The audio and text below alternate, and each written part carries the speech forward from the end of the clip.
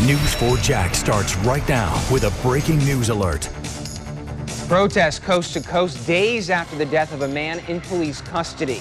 Overnight, demonstrators filled the streets in dozens of cities across the country demanding justice for George Floyd. This is new video just into our newsroom from protests in Minneapolis.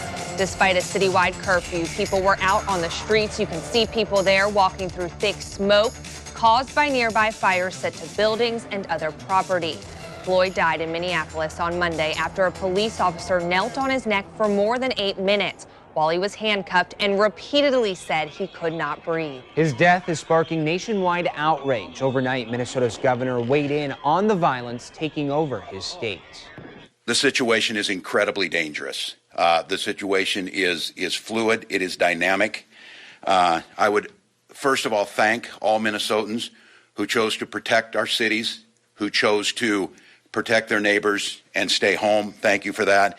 To all of the first responders who are out there, from firefighters to National Guard, to line crews, to utilities workers who are out there to keep us safe, I want to thank you for that. In at least 20 cities, people are marching, chanting, stopping traffic, and in some cases turning violent against police. On the left side of your screen in Oakland, California, this is where demonstrators blocked a freeway late last night. On the right, hundreds of protesters took over streets in Portland, Oregon. Police there have declared a riot in the city, saying there's been significant vandalism. And in Denver, at the bottom of your screen, police used tear gas to disperse the crowds. In Detroit, a young man was killed after shots were fired into a crowd of protesters late last night. Police say bullets came from a vehicle driving by the scene. The man died at the hospital.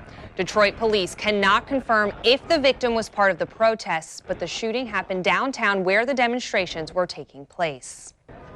In Georgia, Governor Brian Kemp declared a state of emergency to deploy the National Guard to Atlanta. This is new video of buses heading into the city early this morning. They will help local police stop unlawful activity and restore peace.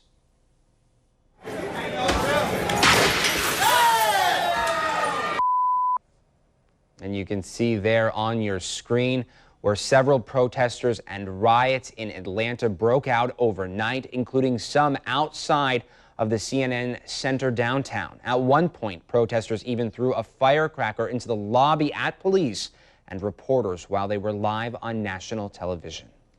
And just 1 block away, protesters smashed windows at the College Football Hall of Fame and were looting the building before police officers arrived. It's unclear how much damage was done to the $68 million facility.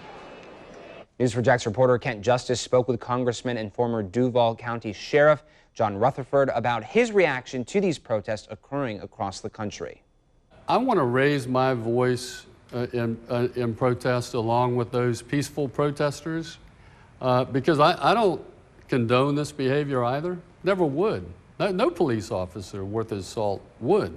Officer Chauvin is charged with third-degree murder and second-degree manslaughter. The other 3 officers involved have not been charged, but the investigation continues.